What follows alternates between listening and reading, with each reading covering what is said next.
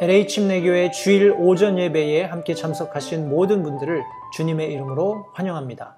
이 시간에 계속해서 요한계시록 18장 말씀 함께 나누도록 하겠습니다. 지난 시간에 저희들이 1절부터 8절까지의 말씀을 첫 번째 대지 속에서 함께 살펴보았기 때문에 오늘은 9절부터 마지막 절, 9절부터 24절에 있는 말씀을 가지고 함께 성도님들과 말씀 나누도록 하겠습니다. 요한계시록 18장 9절부터 마지막 절 28절까지 말씀 제가 읽겠습니다. 찬찬히 우리 따라오시면 되겠습니다. 제가 읽겠습니다. 그녀와 음행하고 호화로이 살던 땅의 왕들이 그녀가 탈 때에 나는 연기를 보고 그녀로 인해 슬피 탄식하며 그녀를 위해 애통할 것이요 그녀가 받는 고통을 두려워함으로 멀리 서서 이르되 가엾도다 가엾도다 저 큰 도시 바벨론이여 저 막강한 도시여 너에 대한 심판이 1시간 내에 이르렀도다 하리로다. 땅의 상인들도 그녀를 두고 슬피 울며 애곡하리니 이는 아무도 다시는 그들의 상품을 사지 아니하기 때문이라. 그 상품은 금과 은과 보석과 진주요 고운 아마포와 자주색 옷감과 비단과 주홍색 옷감이요 모든 향목과 온갖 종류의 상아 그릇이요 매우 값진 나무와 놋과 쇠와 대리석으로 만든 온갖 그릇이요 육개와 향료와 향유와 유향과 포도즙과 기름과 고운 가루와 밀이요 짐승과 양과 말과 병거와 노예들과 사람들의 혼이라. 내 혼이 탐하던 열매들이 내게서 떠났으며 우아하고 좋은 모든 것이 내게서 떠났으니 내가 다시는 그것들을 찾지 못하리로다. 이것들을 팔던 상인들 곧 그녀로 인하여 부자가 된 자들이 그녀가 받는 고통을 두려워함으로 멀리 서서 슬피 울고 통곡하며 이르되 가엾도다 가엾도다 저 큰 도시여 그녀가 고운 아마포와 자주색 옷감과 주홍색 옷감으로 옷 입고 금과 보석과 진주로 꾸몄는데 그렇게 많던 재물이 1시간 내에 없어지게 되었도다 하고 모든 선장과 배에 있는 온 무리와 선원과 바다에서 무역하는 자들도 다 멀리 서서 그녀가 탈 때 나는 연기를 보고 외쳐 이르되 이 큰 도시와 같은 도시가 어디 있으리요 하며 티끌을 자기 머리 위에 뿌리고 슬피 울며 통곡하고 외쳐 이르되 가엾도다 가엾도다 저 큰 도시여 바다에서 배들을 부리는 모든 자들이 그녀의 값비싼 물품으로 인하여 치부하였는데 그녀가 1시간 내에 황폐하게 되었도다 하리라. 너 하늘아 너희 거룩한 사도들과 대언자들아 그녀로 인하여 기뻐하라. 하나님께서 너희를 위하여 그녀에게 원수를 갚으셨느니라. 힘센 천사 하나가 큰 맷돌 같은 돌을 들어 바다에 던지며 이르되 저 큰 도시 바벨론이 이같이 세차게 던져져서 다시는 보이지 아니하리로다.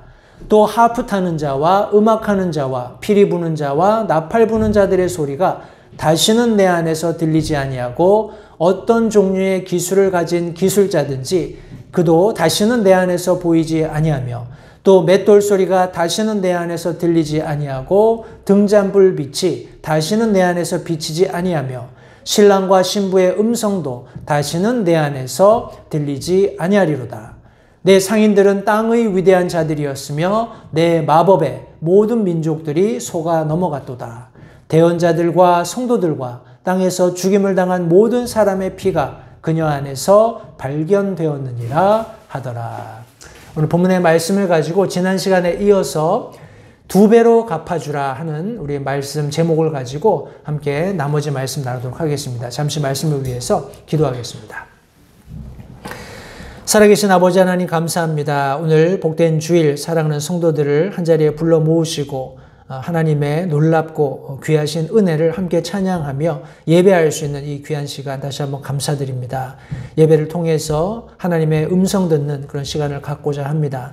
성령 하나님께서 우리에게 주시는 이 말씀이 우리 마음에 잘 정착될 수 있도록 도와주시고 무엇보다도 특별히 요한계시록 말씀을 통해서 마지막 때 7년 환란 기간 동안에 일어날 일들을 우리가 함께 상고하게 될 때 참으로 하나님의 공의가 어떻게 이 세상 가운데 철저히 쏟아 부어지는지를 좀 우리가 정확히 이해할 수 있도록 도와주시기 원합니다. 하나님께서 사랑이 많으시고 은혜가 풍성하시고 긍휼히 여기시는 참 선하신 하나님이신 것을 우리가 잘 알고 있습니다. 그러나 하나님께서 분명히 마지막 때에 하나님의 진노를 쏟아 부으시겠다고 약속하셨고, 그것은 세상 사람들이 말하는 것처럼 더딘 것이 아니라 모든 사람이 이 진노에 빠지지 않도록, 하나님의 진노에 놓이지 않도록 구원받기 원하시는 하나님의 오래 참으심의 결과라고 믿습니다.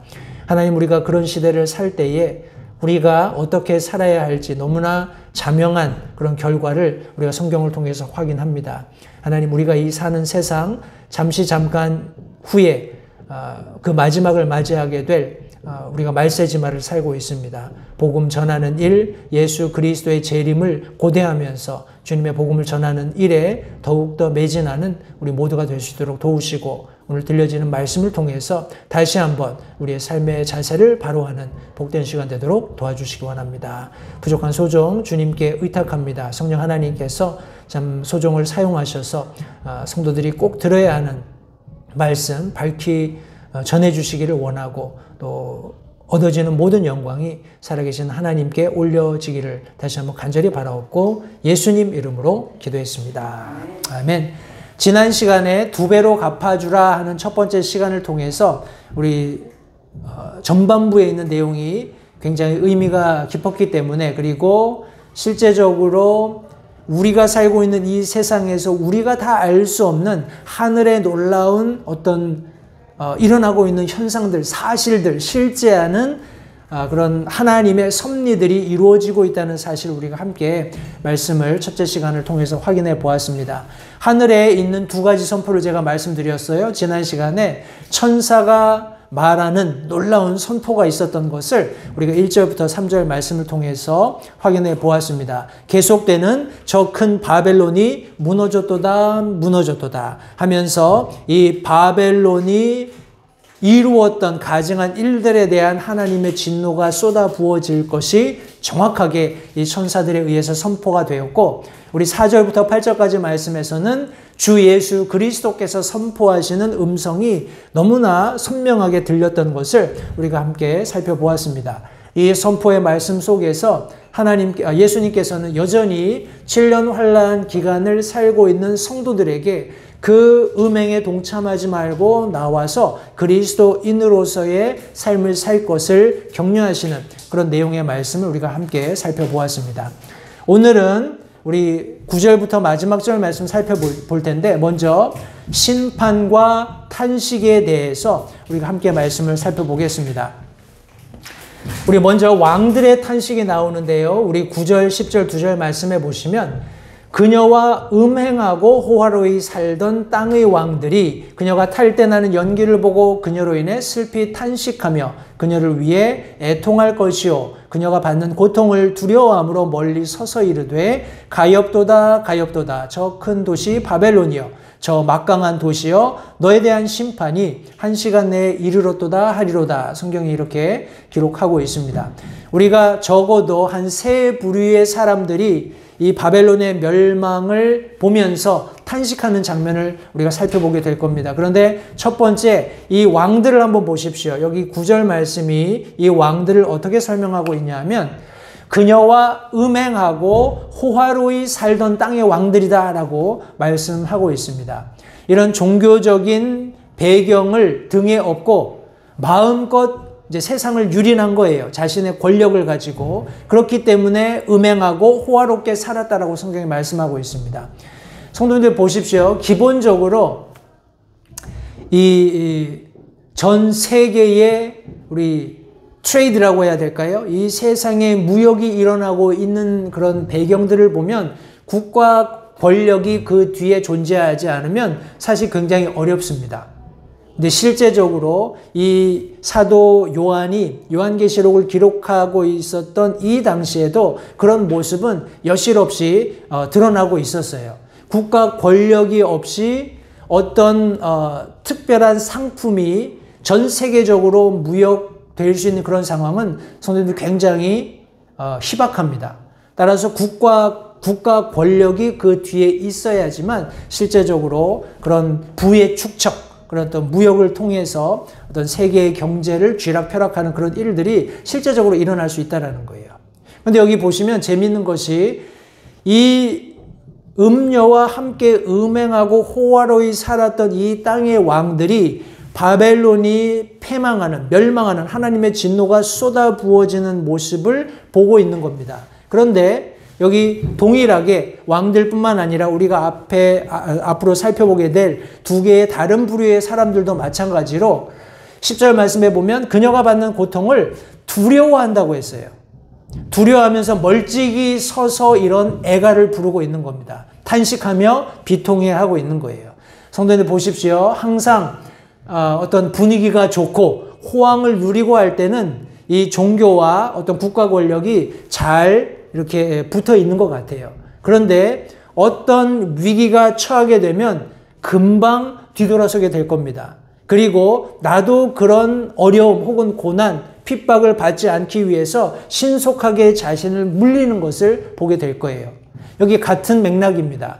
우리가 짐승을 타고 있었던 음녀, 마치 서로 잘 조화를 이루는 것 같은, 제가 예로 들어서 설명했을 때 코끼리의 마치 등에 혹은 사자의 그런 등에 타고 있는 아주 작은 어린아이 혹은 사람처럼 무엇인가 잘 조화를 이루었기 때문에 저런 불가능한 일이 가능하겠다 싶은 일이 어떤 순간에 양자 중에서, 아무래도 힘이 센 쪽이겠죠. 센 쪽에서 동의하지 않는 상황, 어떤 위협적인 상황이 되면 그 관계는 금방 깨지는 거예요. 이런 깨지는 상황에서 금방 자신을 물리고 멀찍이 서서 이렇게 애곡하는 겁니다. 탄식하는 거예요. 여기 성경에서 가엾다 얘기한 것은 영어 표현으로 오오 해서 화로다 하는 그런 표현으로 이해하시면 됩니다. 화가 쏟아지고 있는 거예요. 우리 7 나팔의 그런 우리 재앙이 있을 때 마지막 3개의 나팔 소리에 대해서 우리 오오오 했던 거 기억나시죠? 화로다. 이제 앞으로 일어날 이 일들이 앞에 일어난 4개보다 훨씬 더 끔찍하고 중하기 때문에 그런 천사의 탄식이 있었던 것처럼 여기 이 왕들도 동일한, 물론 천사들은 경계의 의미로 아주 준엄한 하나님의 심판이 있을 것을 경계하는 차원에서 한 이야기였지만 여기 지금 왕들이 보고 있는 바벨론의 멸망은 말 그대로 하나님의 화가 쏟아부어지는 것을 그들은 나름대로 피하기 위해서 멀찍이 서서 이렇게 탄식하고 있는 겁니다. 가엾도다 저 큰 도시 바벨론이여, 저 막강한 도시여, 너에 대한 심판이 1시간 내에 이르렀도다. 여기 1시간 내라는 표현이 우리 앞으로 살펴볼 말씀 속에서 3번 정도 등장을 합니다. 굉장히 순식간에 갑작스럽게 철저하게 하나님의 진노가 쏟아부어지는 그런 장면을 성경이 말씀하고 있는 겁니다. 이런 말씀들을 통해서 성도님들 가만히 묵상해 보시면 마치 창세기에서 우리가 볼 수 있는 소돔과 고모라의 멸망과 흡사합니다. 하나님께서 계속 경고하셨고 믿는 자들이 거기에 동참하지 않도록 이끌어내셨고 나중에 순식간에 하나님께서 그들을 멸하셨던 것처럼 그런 동일한 멸망이 여기 바벨론에게 일어나게 된다는 것, 그리고 그것을 멀찍이 서서 두려움 가운데 이 음녀와 음행하고 호화로이 살았던 땅의 왕들이 탄식하게 되는 것, 우리 성경을 통해서 확인해 볼 수 있습니다. 이 심판이 이루어질 때 탄식하는 사람들은 이 왕들뿐만이 아닙니다. 말씀에 계속해서 보시면 상인들이 탄식한다고 했습니다. 11절 말씀에 땅의 상인들도 그녀를 두고 슬피 울며 애곡하리니 하면서 이유가 나와요. 왜 땅의 상인들이 우리 바벨론의 멸망을 목도할 때 탄식하게 되는가? 이는 아무도 다시는 그들의 상품을 사지 아니하기 때문이라. 이 말씀을 통해서 땅의 이 상인들, 지금 우리가 앞으로 그런 물품들도 상품들도 살펴볼 텐데 이 상품들을 샀던 주요 고객이 음녀였다라는 거예요. 바벨론, 우리 로마, 우리 그 곳에서 자리 잡게 될 단일 종교의 어떤 그런 예식이라든지 그 종교가 존재하도록 할 수 있었던 많은 그런 사치스러운 모든 것들을 이 상인들이 공급했다라는 겁니다. 그리고 상인들에게는 그 대상이 바벨론이 어쩌면 유일한 그런 이런 자기들이 다루는 물품들의 구매자였을 수 있다라는 것을 우리가 쉽게 예측해 볼 수 있습니다. 우리 12절부터 품목들이 쭉 나오는데 우리 그 상품들이 다음과 같습니다. 금과 은과 보석과 진주요 하면서 이렇게 쭉 상품들이 나오는데 우리 한글 우리 흠정역 번역하면서 참 잘해놓은 것 같아요. 여기 쉼표들이 있잖아요. 그죠? 그 쉼표들이 그 상품들을 이렇게 구분을 해놨습니다. 성도님들 우리 백화점 가시면 아니면 좀 대형 마트에 가시면 마트에 딱 들어가서 내가 사고자 하는 그런 물품을 사기가 조금 더 쉽습니다. 그죠? 그런 잡화상보다 여러 가지 그 구멍가게에 막 여러 가지가 있으면 주인 아니면 잘 모르잖아요. 그래서 항상 주인한테 가서 물어봐야 돼요. 뭐 어디 있어요? 뭐 어디 있어요? 물어보면 뭐 저쪽으로 가라. 뭐 저 끝에 있다. 이렇게 얘기하잖아요. 그런데 대형 그런 백화점이나 우리 대형 쇼핑몰 같은 데 가면 들어가면 이렇게 쫙 안내가 돼 있어요. 그죠? 의류는 몇 층, 식품은 몇 층, 뭐 보석, 뭐는 전자기기는 몇 층 막 돼 있잖아요. 마치 그런 우리 그림을 여기 지금 묘사해 놓고 있습니다. 이 상품들, 자신의 부를 자신들이 다루는 물품들을 그 음녀에게 바벨론에게 팔아서 상품들을 팔아서 부를 축적했던 그 상인들이 다루는 목록들이 이와 같다는 겁니다. 금은 보석, 진주, 그리고 고운 아마포, 자주색 옷감, 비단, 주홍색 옷감, 모든 향목, 온갖 종류의 상아, 그릇, 그리고 매우 값진 나무, 놋, 쇠와 대리석으로 만든 그릇들, 육개와 향료, 향유, 유향, 포도즙, 기름과 고운 가루와 밀, 그리고 짐승, 양, 말, 병거, 노예들과 사람들의 혼, 이렇게 성경이 기록했습니다. 이것을 한번 천천히 한번 분류를 해볼게요. 여기 보면 먼저 금과 은과 보석, 진주가 나옵니다. 이것은 보석류죠. 제가 몇 가지를 말씀드리고 함께 요약을 하겠습니다. 여기 고운 아마포도 나오고 자주색 옷감, 비단, 주홍색 옷감, 붉은 계열의 그런 어떤 천들이에요. 의류들을, 섬유들을 여기 지금 말씀하고 있습니다. 모든 향목, 온갖 종류의 상아 그릇, 이것은 범상한 우리 일반적인 가정에서는 갖기 어려운 그런 특별한 그런 또 식기류입니다. 그리고 값진 나무, 놋, 쇠, 대리석으로 만든 그릇들, 그죠? 여러 가지 집기들이 있기는 한데 우리 뭐라고 하나요? 사람들이 일상생활에서 많이 사용할 법한 그릇들을 설명하는데 전혀 그 그릇들의 재료가 범상하지 않다라는 거예요. 이것이 일반적으로 우리가 가정집에서 사용하는 그런 종류들은 아니라는 겁니다.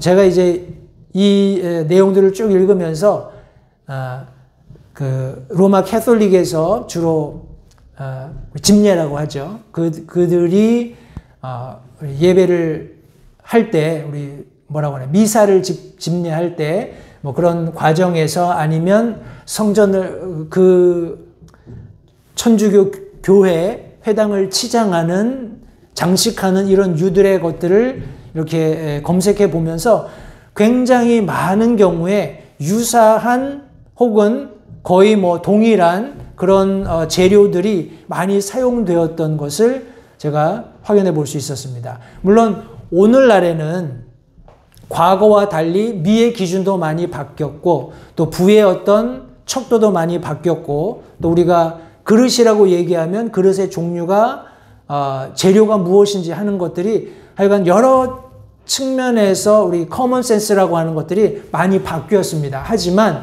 일반적으로 우리가 지금 여기 성경 말씀에서 살펴보고 있는 이 상인들이 바벨론, 이 음료와 거래했던 대부분의 상품들은 우리 바벨론의 특별한 그 당시 우리 하나님께서 여기 성경을 통해서 말씀하고 있는 단일 어떤 종교가 지향하고 있었던 다양한 그들의 예배 안에서 다루어지는 물품들이었다는 거예요.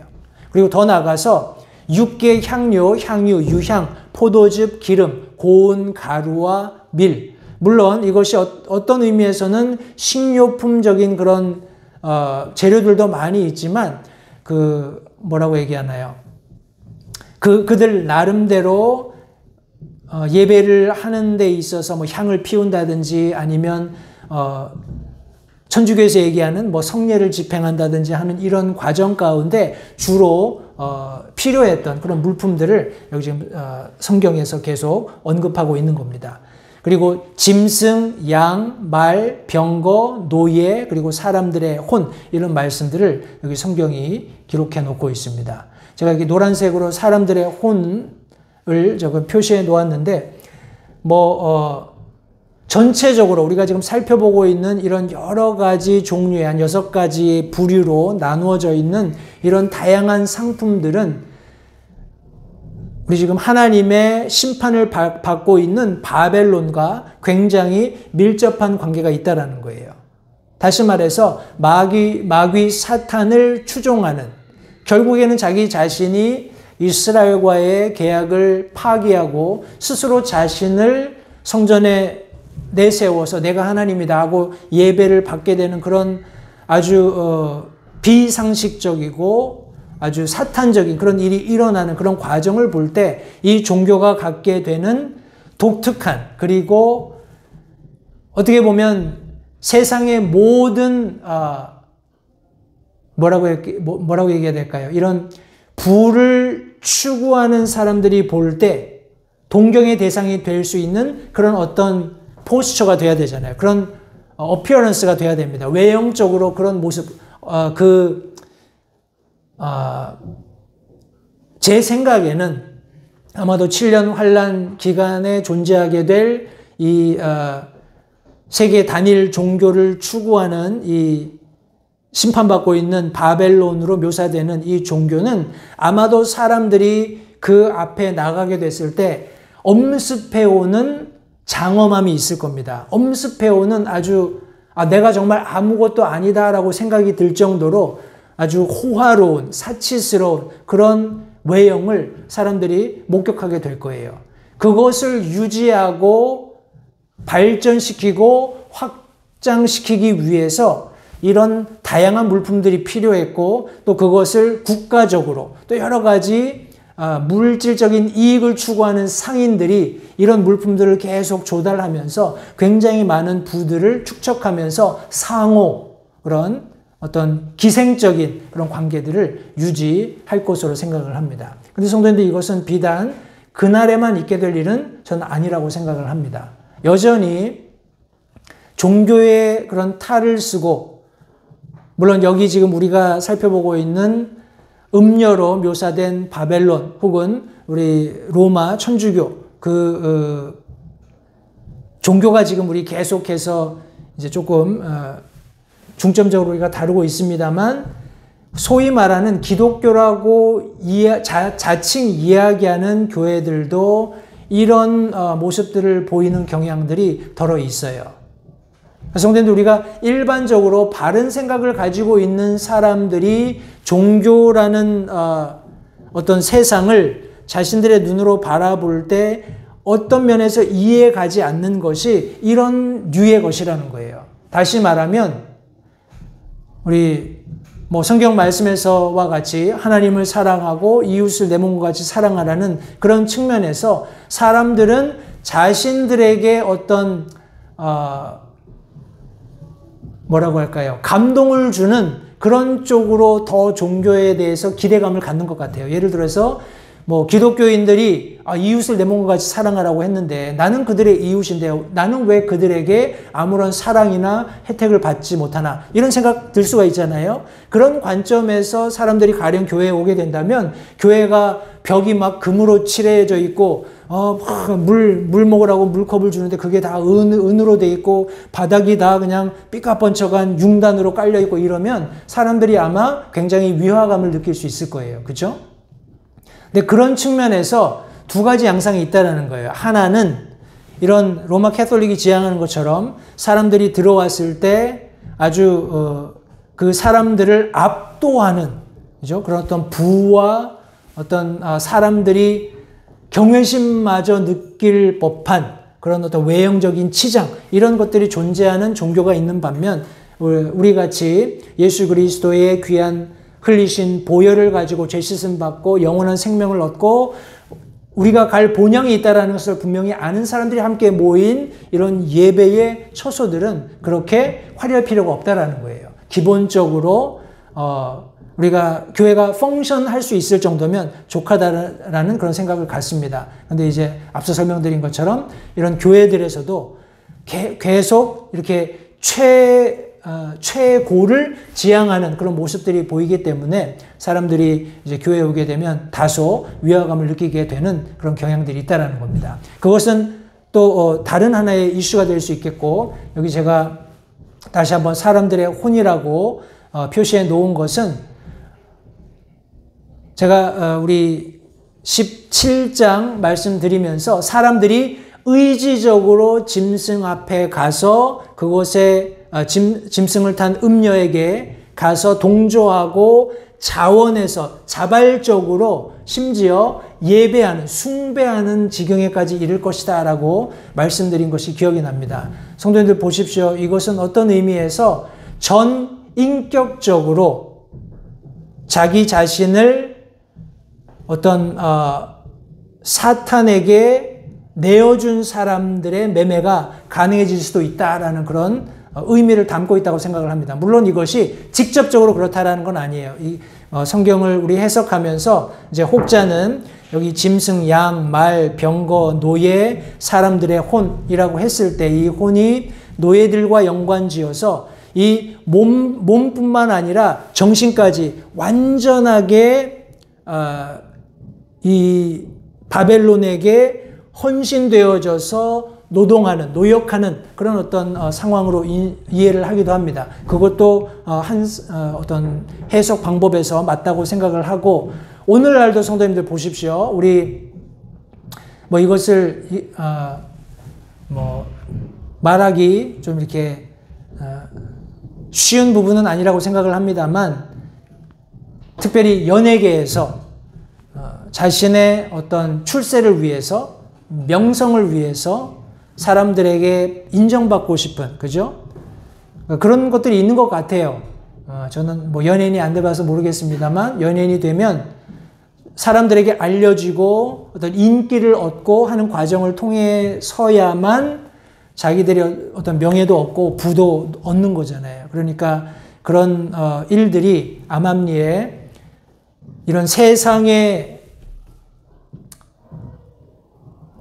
마귀 사탄이 이 세상의 사람들을 여러 가지 것들을 가지고 통제하고 지배하는데, 그 중에 하나가 바로 이런 엔터테인먼트입니다. 그래서 TV나 이런 스포츠나 이런 것들을 가지고 사람들을 탁 이렇게 얼검해서 통제하는데, 그 어떤 수단으로 사용되고 있는 사람들이 자기 자신의 그런 혼을 사탄한테 판다라는 거예요. 그래서 사탄이 적어도 세상의 통치자라는 것을 인정하는 거죠. 그리고 그런 과정에서 자연스럽게 사탄을 숭배하게 되는 거예요. 예배까지 하게 되는 거죠. 그런 과정에서 부와 명예를 얻게 되는 거예요. 그러나 자기 자신은 사탄에게 팔려버리는 겁니다. 이런 과정을 우리 로마서에서는 이렇게 말합니다. 6장 16절에 너희 자신을 누구에게 종으로 내주어 순종하게 하면 너희가 순종하는 그 사람의 종이 되는 줄을 너희가 알지 못하느냐 하면서 두 종류를 얘기합니다. 혹은 죄의 종으로 사망에 이르고 혹은 순종의 종으로 의에 이르느니라. 이들은 자발적으로 죄의 종이 되기를 자처했어요. 그 결과가 무엇인지는 이 사람들 안중에 없습니다. 단지 현 세상에서 내가 누릴 수 있는 명예, 그리고 부, 사치, 이런 것들이 관심이 될 뿐이에요. 죽음 이후에 어떤 세상이 있고 하나님께서 거기에 대해서 어떻게 평가하실 것인가에는 관심이 없어요. 그러나 성도님들, 감사하게도 저와 우리 성도님들은 후자처럼 복음에 순종함으로써 예수 그리스도의 종이 되었고 의에 이르렀다라는 거예요. 우리가 누릴 영원한 생명이 보장되었다라는 겁니다. 그러나 안타깝게도 이 상인들은 이런 다양한 물품들을 실제적으로 바벨론에 공급하면서 많은 부를 축적하면서 자신들의 삶을 영위했던 사람들입니다. 여기 보시면 14절 말씀에 내 혼이 탐하던 열매들이 내게서 떠났으며 우아하고 좋은 모든 것들이 내게서 떠났으니 내가 다시는 그것들을 찾지 못하리로다 라고 말씀하셨어요. 이제 상인들이 바벨론의 멸망을 두고 탄식하는 이유가 무엇인지, 그들이 다루었던 물품들이 무엇인지를 설명하면서 이 바벨론이 탐닉했던 많은 열매들, 그리고 우아하고 좋은 모든 것들이 이제는 사라져버렸다라는 것. 14절이 말씀하면서 우리 15절부터 이제 상인들, 특별히 이런 물품들을 팔아서 부를 축적했던 사람들이 부르는 애가가 나옵니다. 이것들을 팔던 상인들, 곧 그녀로 인하여 부자가 된 자들이 그녀가 받는 고통을 두려워함으로 멀리 서서 울고, 보십시오. 여기도 왕들과 같이 탄식은 하지만 멀리 떨어져 있어요. 그죠? 뭐라고 이야기하냐면 가엾도다 가엾도다, 다시 한번 화로다 화로다, 저 큰 도시여, 그녀가 고운 아마포와 자주색 옷감과 주홍색 옷감으로 옷 입고 금과 보석과 진주로 꾸몄는데 그렇게 많던 재물이 한 시간 내에 없어지게 되었도다 하고 탄식하는 내용이 여기 지금 성경에 기록되어 있습니다. 동일하게 한 시간 내에 아주 갑작스럽게 전적으로 하나님의 진노가 쏟아지면서 불바다가 되는 거죠. 멀리서 두려움 속에서 통곡하면서 탄식하는 거예요. 왜요? 본질적으로 성도님들, 이것은 바벨론이 안타깝고 어떤 애잔한 마음이 있어서가 아니라 결국에는 왕들도 그렇고 상인들도 그렇고 자신들이 누렸던 모든 어떤 영화, 어떤 부귀들이 소망을 잃어버리게 된 거예요. 그래서 궁극적으로 그들이 멀리 서서 통곡하며 이렇게 이야기하는 겁니다. 성도님들, 다시 한번 하나님께서 사랑이 많으시고 은혜롭고 긍휼이 풍성하시고 그런 하나님이셔요. 그러나 그 하나님께서 반드시 약속하신 대로, 말씀하신 대로 하나님의 진노를 불순종하는 자들에게 쏟아 부으실 날이 있다라는 것, 그리고 그것은 갑작스럽고 철저한 진노가 될 것이라는 것, 성도님들 다시 한번 기억하시기 바랍니다. 그리고 마지막에 나타나는 사람들은 무역하는 자들이에요. 왕들이 있고 상인들이 있습니다. 그런데 그 가운데 그것을 실제적으로 실어 나르던 사람들도 있거든요. 이 사람들도 중간에서 굉장히 많은 부를 착복했던 사람들입니다. 말씀해 보시면 모든 선장과 배에 있는 온 무리와 선원과 바다에서 무역하는 자들도 다 멀리 서서 그녀가 탈 때 나는 연기를 보고 외쳐 이르되 저 큰 도시와 같은 도시가 어디 있으리요 하며 티끌을 자기 머리 위에 뿌리고 슬피 울며 통곡하고 외쳐 이르되 가엾도다 가엾도다 저 큰 도시여, 바다에서 배들을 부리는 모든 자들이 그녀의 값비싼 물품으로 인하여 치부하였는데, 그냥 그대로 적나라하게 설명하고 있죠. 그녀가 한 시간 내에 황폐하게 되었도다 하리라. 아마도 지금 여기 배에서 무역하는 자들이 바벨론이 불타는 것을 목격하는 이런 과정들은 아마도 하나님께서 마지막 7 대접 심판을 쏟아붓기 전에 일어날 거라고 생각을 합니다. 추측을 해볼 수 있어요. 왜냐하면 우리 하나님께서 진노의 대접을 쏟아 부으실 때는 바다가 다 죽은 사람의 피같이 된다고 했죠. 그죠? 모든 생물이 죽고 하는 그런 과정들이 분명히 성경에 설명되어 있기 때문에 우리가 함께 살펴보게 되는 요한계시록 18장에서 등장하는 우리 탄식하던 무역하는 자들이 여기 지금 배 안에서 멀찍이 서서 이렇게 탄식하는 내용들은 아마도 그 7 대접 심판 이전 어떤 때에 일어나지 않을까 하는 생각을 해볼 수 있습니다. 성도님들 보십시오. 다시 한번 하나님께서 진노를 쏟아 부으시는 일은 반드시 일어나고, 그것은 우리가 살펴본 왕들과 상인들과 또 무역하는 자들의 탄식 속에서 철저하게 갑작스럽게 전적으로 일어나게 된다는 것을 다시 한번 기억하시기 바랍니다. 그리고 요한계시록 18장 20절부터 24절까지 말씀을 보시면 거기에 기쁨의 선포가 나옵니다. 우리 말씀해 보시면 20절에 너 하늘아 너희 거룩한 사도들과 대언자들아 그녀로 인하여 기뻐하라. 하나님께서 너희를 위하여 그녀에게 원수를 갚으셨느니라. 성경이 말씀하고 있습니다. 너 하늘아 했을 때 이 하늘에는 하늘 위에 존재하는 분명한 그런 청중들이 있었다라는 거예요. 하나님께서 말씀하셨을 때 너희 거룩한 사도들과 대언자들을 특별히 언급하시면서 그녀로 인하여 하나님의 심판이 쏟아 부어지고 있는 음녀인 바벨론을 인해서 기뻐하라는 거예요. 하나님의 진노를 집행하고 계시는 그 대상이 되고 있는 그 도시 바벨론을 인해서 기뻐하라는 겁니다. 왜냐하면 하나님께서 너희를 위해서 그녀에게 원수를 갚으셨기 때문이다 라고 말씀하고 있습니다. 우리 이 내용들을 우리 한 3가지 정도로 나눠볼 텐데 먼저 천사의 예증이 있습니다. 예증이라는 것은 어떤 사실에 대해서 실예를 들어서 증명하는 거예요.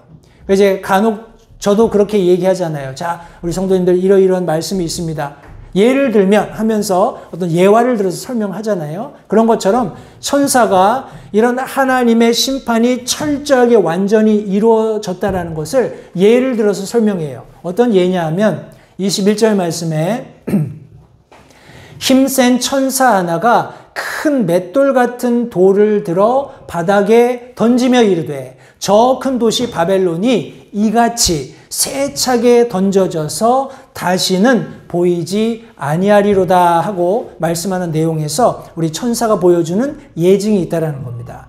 마치 이 큰 맷돌 같은 돌이 우리 음녀 바벨론을 상징하는 거예요. 예를 들어서 이 음녀 같은 이 맷돌이 바다에 던져져서 이제 더 이상 아무도 기억하지 않는 그런 처벌을 하나님께서 이루실 것이다 하는 예증을 여기 지금 성경에 기록해 주고 있는 겁니다. 뿐만 아니라 이제 실증이 뒤따라옵니다. 실증은 뭐냐면 확실한 증거를 가지고 증언해 주는 거예요. 설명해 주는 겁니다. 우리 22절 말씀 보시면 하프 타는 자, 음악하는 자, 피리 부는 자, 그리고 나팔 부는 자들의 소리가 다시는 내 안에 들리지 아니하고 말씀합니다. 여기서 다시는 내 안에 들리지 않는다라는 말은 이 시간 이후로는, 앞으로는 절대로 이런 말이에요. 과거에는 보십시오. 이 음녀가 상징되고 있는 바벨론, 우리 로마 캐톨릭 그런 어떤 종교 안에 이루어졌던 많은 음악적인 발전들을 보십시오.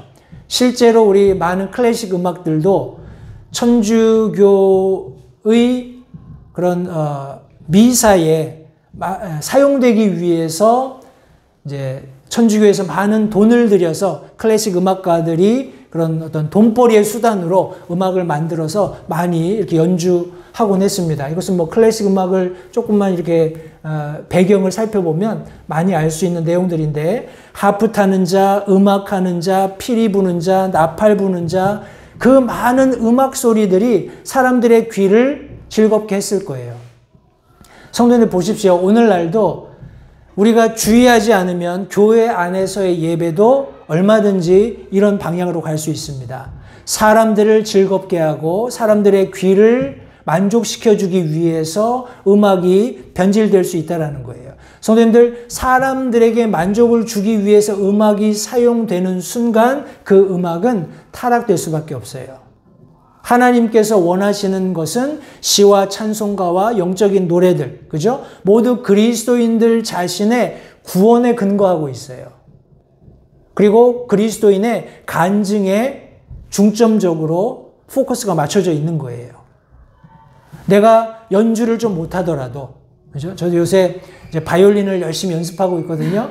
저도 이제 집에 플룻도 있고 피아노도 있고 뭐 기타도 있고 뭐 많이 있습니다만 또 이제 집에 놀고 있는 바이올린이 있어서 바이올린을 연주하고 있는데 제가 그 바이올린을 연주를 아주 그냥 클래식의 대가처럼 연주하지 못하더라도 내가 이 음악을 가지고 하나님께서 내게 주신 재능을 가지고 하나님께 찬양하기 원하는 그런 마음을 가지고 하나님 앞에 예배하면 하나님께서 받으신다라는 거예요.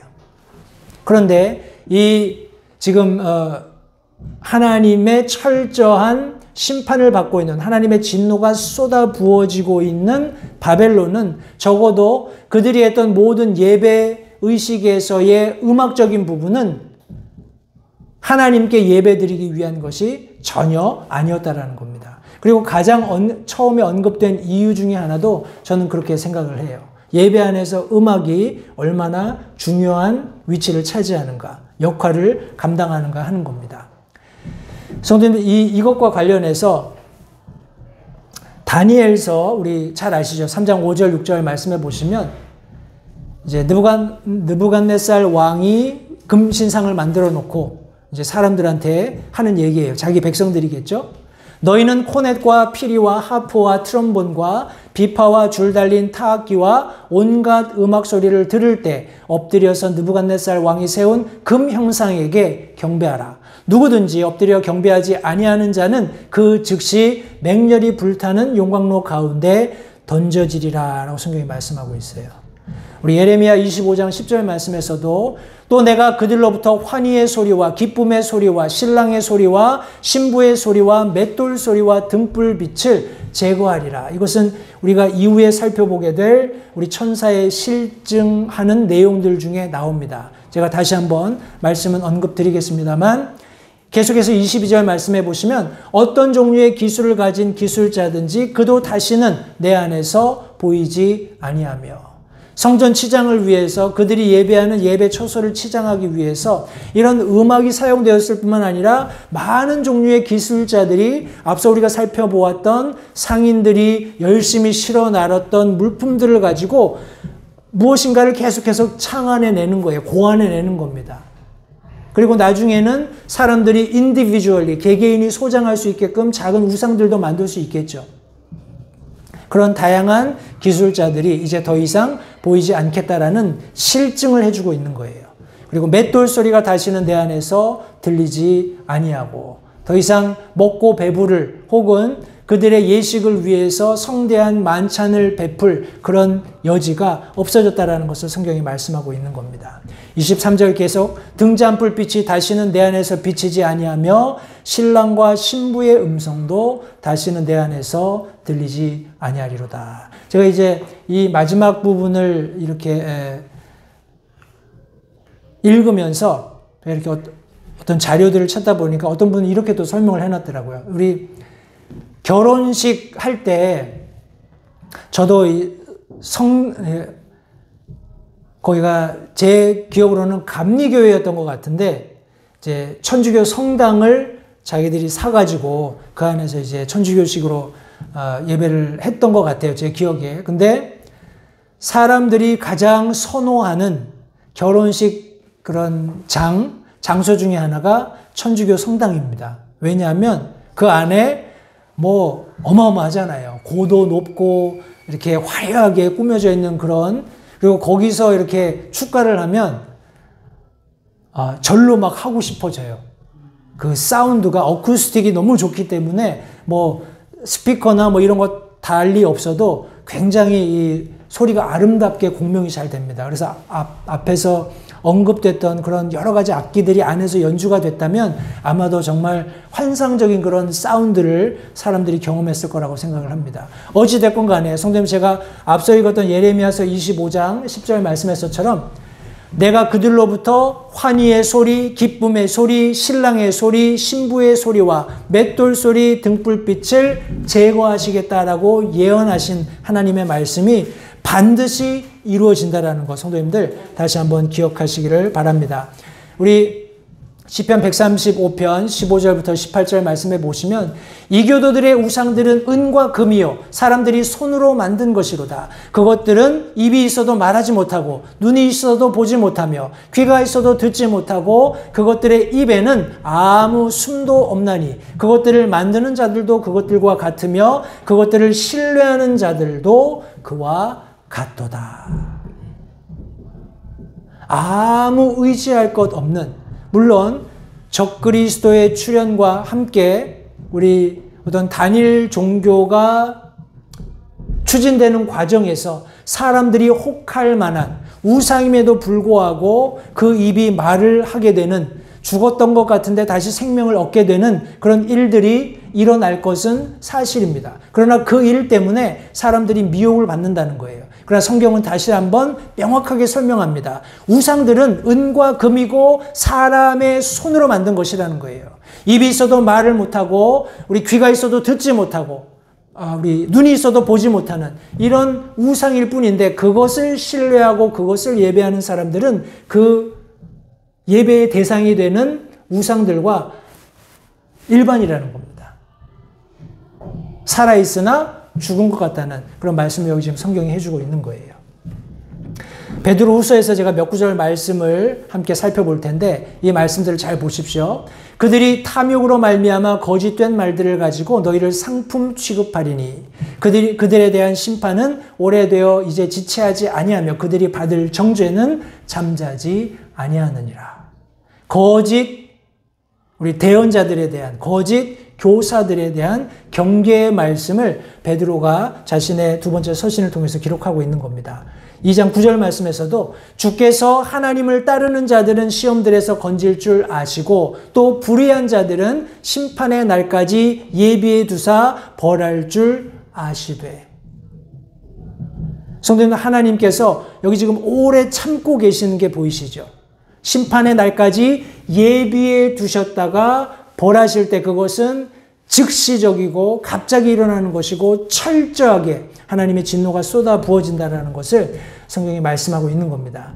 베드로서 2장 14절 말씀에서도 또 간음으로 가득한 눈을 가지고 죄를 그칠 줄 모르며 불안정한 혼들을 속이니 그들은 곧 탐내는 습관으로 마음을 단련시킨 자들이요 저주받은 자식들이라.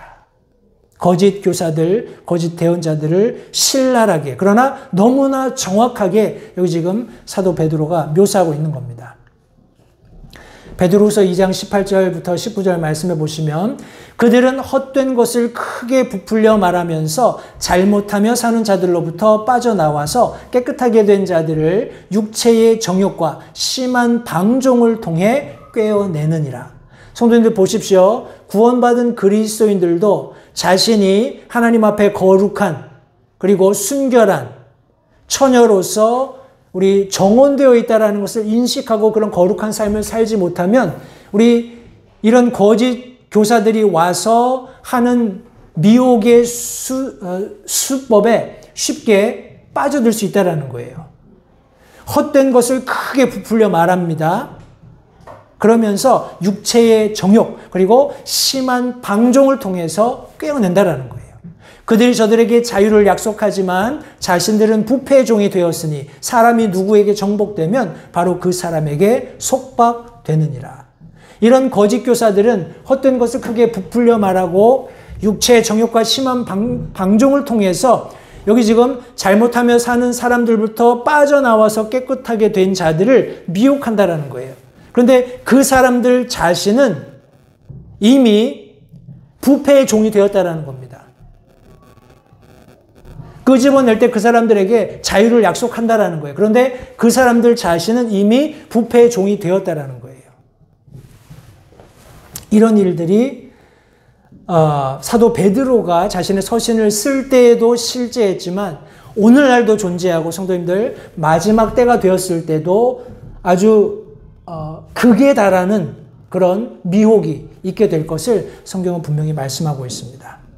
마지막으로 천사가 검증합니다. 이것은 모든 것을 검사하고 끝마친 거예요. 그리고 이제 증언하는 겁니다. 우리 23절 하반절부터 마지막 절까지 보시면 내 상인들은 땅의 위대한 자들이었으며 내 마법의 모든 민족들이 속아 넘어갔도다. 대언자들과 성도들과 땅에서 죽임을 당한 모든 사람의 피가 그녀 안에서 발견되었느니라. 철저하게 감추고 싶었겠죠. 철저하게 자신들이 통치하던 어떤 단일 종교와 그런 어떤 정부와 손잡고 상인들과 손잡고 치부하면서 사람들이 모르게 암암리에 그렇게 가지고 있었던 모든 커넥션들이 하나님의 마지막 심판에 모두 드러난 겁니다. 중요한 것은 대언자들과 성도들과 땅에서 죽임을 당한 모든 그리스도인들의 피가 이 음료 안에서 발견되었기 때문에 철저하게 하나님께서 심판하시는 것임을 성경이 언급하고 있는 겁니다. 우리 같은 말씀이 요한계시록 17장 6절에 기록되어 있습니다. 내가 보매 그 여자가 성도들의 피와 예수님의 순교자들의 피에 취하였으므로 내가 그녀를 보고 크게 놀라며 이상히 여기니라. 말씀을 제가 요약을 하겠습니다. 성도님들, 이런 데 가고 싶으시죠? 우리가 아주 바쁜 일상을 살다가 한 며칠 이렇게 그런 바쁜 일상을 좀 빠져나가서 여유 있게 좀 시간을 보내고 리프레시하고 리차지하고 다시 일상으로 돌아가는 것은 굉장히 건전한 그런 휴식이라고 생각을 합니다. 그래서 제가 앞서 말씀드린 대로 5월 달에 있게 되는 여러 가지 교회 행사들도 그런 일환입니다. 우리 어머니의 주일도 우리 다음 달에도 아버지 주일도 있겠습니다만 그런 한 주를 특별히 어머님들에게 혹은 아버지들에게 데디케이트하고 그분들을 격려하는 것, 또 그분들이 또 한 주 좀 편하게 예배 와서 이렇게 누리고 쉬고 할 수 있게 우리가 예배를 이렇게 준비하는 것 굉장히 중요한 일이고, 또 우리 18일 날 있을 우리 형제들 펠로우십도, 그리고 27일 날 있게 될 교회 전체 피크닉도 그런 취지에서 잠시 바쁜 일상에서 우리가 함께 믿는 귀한 성도들과 함께 시간을 보내면서 릴렉스 하는 거죠. 그죠? 리프레시 하는 겁니다. 이런 것은 굉장히 중요해요. 근데 문제가 무엇이냐면, 사람들이 이런 삶을 추구한다라는 거예요. 이것은 어떤 의미에서 내가 스스로 어떤 컴포트 존을 만들고 내가 아무에게도 터치받고 싶지 않은 그런 환경을 만들어 놓고 그 안으로 들어가고 싶어 한다는 거예요. 그리고 세상과 좀 떨어지고 단절돼서 나만의 시간, 나만의 여유를 갖고자 한다는 거예요. 성도님들 보십시오. 그런데 문제가 뭐냐 하면 이런 환경 속에 들어가 있으면 시간 지나가는 게 잘 몰라요. 시간이 지나는 거, 그리고 내가 지금 어떤 시대를 살고 있고 내가 긴급하게 해야 될 일이 무엇인지 이런 것을 다 망각하게 된다는 거예요. 제가 앞서 설명드린 대로 한 사나흘 가서 쉬고 잘 쉬고 다시 일상으로 돌아오는 것에는 문제가 없습니다. 그런데 이런 것들을 추구하면서 이런 삶을 살기 위해서 거기에 집중하게 되면 나의 현실을 다 잊어버리게 된다는 거예요. 제가 삼국지 얘기를 잠깐 하겠습니다. 삼국지에 보면 우리 유비관우 장비가 나오잖아요. 그죠? 나중에 이제 조조란다. 우리 누군가요? 제갈공명이 같이 이제 합류해서 이제 총나라를 건설하고 하는 그런 일들이 막 일어나는데, 그 중간에 어떤 일이 있냐면 오나라의 손권이 계략을 짭니다. 계략을 짜서, 물론 이제 그가 스스로 짠 계략은 아니고 주유가 이렇게 권면을 해줘가지고 짠 계략이 뭐냐면 오나라의 손권에게 여동생이 있었어요. 근데 여동생이 어려요. 굉장히 어린데 이 여동생과 유비를 혼인시키자 이렇게 얘기를 합니다. 그래서 유비를 오나라로 오게 해서 이제 죽이려고 하는데, 오나라의 손권의 어머니가 그렇게는 안 된다. 내가 내 딸아이의 사위가 될 그 사람을 내가 직접 보고 싶다 해가지고 대면을 하고서 이 어머니가 너무나 흡족한 거예요. 나이 차이는 굉장히 나는데 너무 흡족해한 거예요, 신랑을. 그래서 이제 결혼이 성사가 됩니다. 그래서 오나라 손권이 다시 이제 계략을 짜서, 어떤 계략을 짜냐면 그 오나라 안에다가 작은 낙원을 건설하는 거예요. 작은 낙원을 건설을 해서 거기에 술과 여자, 향락, 그러니까 거기 그 문자 그대로 마귀들이 좋아할 만한 모든 향락을 다 집어넣는 겁니다. 왜냐하면 유비는 돗자리 짜서 팔던 아주 가난한 농부의 아들로 자랐거든요. 그리고 아직까지 세상의 그런 향락을 맛보지 못한 사람이에요.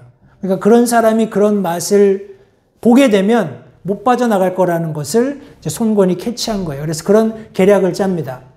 그런데 진짜로 유비가 그런 상황에 놓이자 예쁜 자기 어린 마누라, 그리고 아주 그냥 미인들이 넘쳐나는, 그리고 산의 진미가 끊이지 않는, 그리고 아름다운 환경 속에서 날이 가는 줄 모르고 세월을 허송세월을 하고 있는 그런 장면이 나옵니다. 나중에 이제 제갈공명이 우리 누군가요? 그 이름이 갑자기 생각이 안 나는데 그 장수를 통해서 이제 기지를 발휘해서 지금 조조가 쳐들어온다 하는 그런 이제 메시지를 전해서 이제 현실을 깨닫게 된 거예요. 내가 지금 여기 이러면 안 되지 하는 걸 깨닫고 다시 이제 나와서 이제 스토리가 진행이 되는데, 성도님들 보십시오.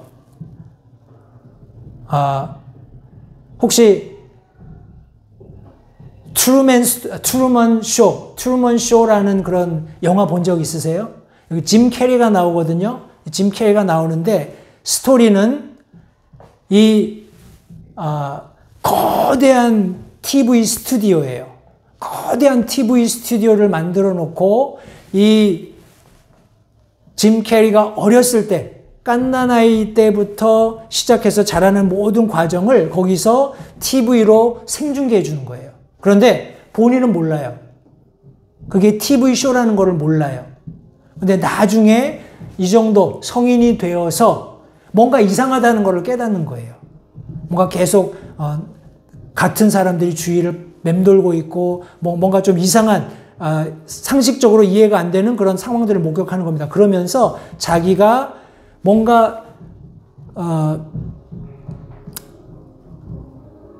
범상치 않은 그런 상황에 있다는 걸 깨닫고, 나중에 여기 지금 여러분들 보시는 오른쪽의 장면은 배를 저어서 스튜디오의 맨 끝을 가게 돼요. 그리고 자기가 지금까지 살았던 삶이 스튜디오 안에서 사람들에게 이렇게 라이브 스트림, 그죠? 이렇게 생중계되고 있었다는 것을 깨닫고 이제 빠져나가는 장면입니다. 스튜디오 맨 마지막에 이렇게 계단을 타고 올라가서 저 문을 열고 걸어 나가요.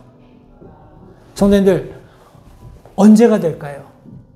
우리 믿는 그리스도인들이 앞서서 우리가 보았던 이런 장면에서의 삶만을 염두에 두고 그것을 추구하면서 살다 보면, 성도님들, 내 진짜 삶이 없어지는 거예요. 내 진짜 삶은 뭔지 아세요? 이겁니다. 로마서 6장 17절 18절. 그러나 하나님께 감사하리로다. 너희가 죄의 종이었으나 너희에게 전달된 교리의 그 틀에서 마음으로부터 순종하고 이로써 죄로부터 해방되어 의의 종이 되었느니라. 네. 누구의 종이 되면 그 사람에게 속박되는 거예요. 그죠? 우리가 지금 살고 있는 삶이 어떤 삶인지를 성도님들이 인식하셔야 돼요. 내가 가령 세상 사람들이 추구하는 안락함, 편안함, 부와 명예를 추구하고 있다면, 성도님들, 그것은 마치 우리가 거짓으로 둘러싸여 있는 스튜디오에서 사람들이 원하는 그런 어떤 드라마를 연출하고 있는 것일 수도 있다는 겁니다. 우리의 진정한 삶의 목표가 뭔가요? 뭐여야 될까요, 성도님들? 여기 하나님의 진노가 임박하고 있습니다. 늘 말씀드리는 것처럼 우리와 직접적으로 관련 없을 수 있어요. 그러나 우리가 복음 전하지 않으면 그 복음을 듣지 못하고 죽는 모든 사람들이 처하게 될 마지막 심판의 일환이라는 것을 우리가 겸하여서 알아둘 필요가 있습니다. 성도님들, 우리가 할 수 있는 최선은 우리의 삶을 자각하는 거예요. 깨닫는 겁니다. 하나님이 나를 구원하셨구나. 그리고 나를 데리러 언젠가 이 땅에 오시겠구나. 그러나 그때까지는 until then 우리가 해야 될 가장 중요한 일은 Jesus saves. 예수님이 구원하십니다. 예수님이 우리의 유일한 희망이십니다. 부도 아니고 명예도 아니고 안락한 삶도 아니에요. 성도님들, 그것은 우리가 천국 가면 얼마든지 누릴 수 있어요. 성도님들, 99.99999%의 금을 지금 쫓는 사람들이 얼마나 많아요. 근데 우리가 가게 될 그곳은 이 길이 온통 100% 순금입니다. 순금은 유리처럼 투명해요. 아무도 그 100% 순금을 경험해 본 사람이 없잖아요. 그런데 저와 여러분들에게는 보장이 되어 있다는 겁니다. 다시 한번 성도님들, 우리의 삶, 잠시 이 세상에서 우리가 좀 불편하게 살더라도 우리의 삶의 진정한 목적, 그것이 무엇인지를 알고 그렇게 주님을 위해서 기꺼이 희생하고 주님의 복음을 위해서 헌신하게 되면 성도님들, 그들이 구원받아서 이런 진노에 놓이지 않게 된다는 것 다시 한번 기억하시고, 성도님들, 우리의 바른 믿음, 우리가 가지고 있는 것 중요하죠. 그러나 동일하게 이 바른 믿음을 실제적으로 우리의 삶에서 드러내 보여야 합니다. 그렇게 할 때 우리 주변에 있는 사람들이 구원받게 되고 우리와 함께 동일한 구원의 소망을 가지고 영원한 것들을 바라보면서 살 수 있게 되는 겁니다.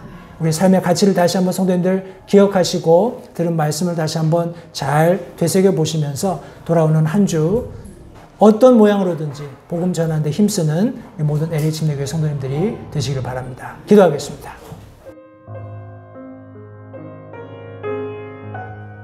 잠시 들으신 말씀에 따라 결단하는 시간을 가지시기 바랍니다.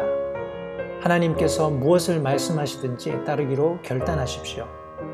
하나님께서는 순종하는 자들을 존중하십니다. 아직 예수님을 개인의 구주로 영접하신 사실이 없으시다면 자신이 죄인됨을 인정하며 하나님께 나오는 자들을 하나님께서 받아주신다는 확실한 말씀에 근거하여 다음과 같이 기도하십시오. 하나님, 나는 죄인입니다. 나는 내 죄로 인해 죽을 수밖에 없음을 압니다. 그러나 예수님께서 내 죄를 위해 십자가에서 피 흘려 죽으시고 사흘 만에 다시 살아나셔서 내 죄값을 모두 지불하셨고 내게 새로운 생명을 약속하셨음을 믿습니다. 지금 이 순간 예수님을 내 마음에 모셔드립니다. 내 마음에 오셔서 나의 주와 그리스도가 되어주십시오. 예수님 이름으로 기도했습니다. 다음과 같이 기도하셨다면 여러분은 성경 말씀대로 구원을 받으셨습니다. 계속해서 주 안에서 함께 자라가는 복된 교제가 있기를 간절히 바랍니다.